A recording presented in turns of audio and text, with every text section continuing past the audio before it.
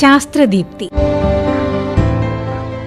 കേരളത്തിൽ ഏതാണ്ട് 2.5 ലക്ഷം ആൾക്കാരാണ് കയർ മേഖലയിൽ ജോലി ചെയ്യുന്നത്.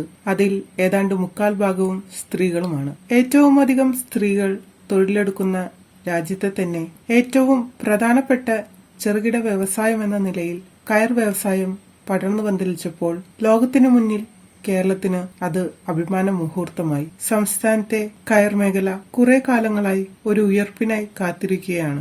പ്രശ്നങ്ങൾ ഏറെയെങ്കിലും കയർ മേഖല പരിഹാരമില്ലാത്ത വ്യവസായ മേഖലയുടെ കൂട്ടത്തിൽ കൂട്ടേണ്ടതില്ല. സർക്കാരിന്റെ ക്രിയാത്മകമായ ഇടപെടലുകൾ ഈ രംഗത്തിന്റെ ഉണർവിന് സഹായകരമാകും. കയർ ബെഡുകൾ, കയർ ആഭരണങ്ങൾ, അലങ്കാര വസ്തുക്കൾ, കരകൌശല വസ്തുക്കൾ, ചകിരിച്ചോറ്, ജൈവവളങ്ങൾ, കയർ ഫർണിച്ചറുകൾ എന്നിങ്ങനെ എണ്ണിയാലൊടുങ്ങാത്ത മൂല്യവർദ്ധിത ഉൽപ്പന്നങ്ങൾ കയർ ഉപയോഗിച്ചുകൊണ്ട് ഉണ്ടാക്കാൻ കഴിയും.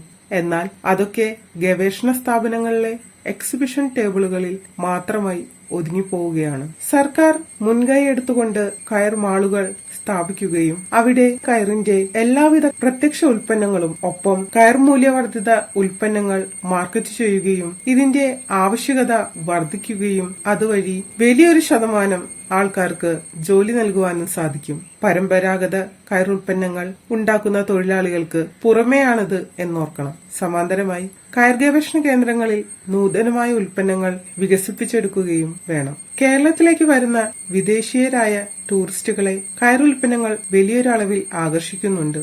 ആ അവസരം പ്രയോജനപ്പെടുത്തണം.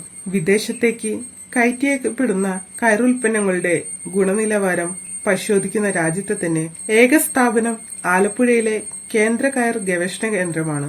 അതുകൊണ്ട് തന്നെ അവിടെ ഉണ്ടാകുന്ന പരിശോധനയുടെ ഭാരവും കൂടുതലാണ്. ആ രംഗത്തേക്ക് കൂടുതൽ ഇടപെടലുകൾ നടത്താൻ സംസ്ഥാന സർക്കാർ സ്ഥാപനങ്ങൾ മുന്നോട്ട് വരണം.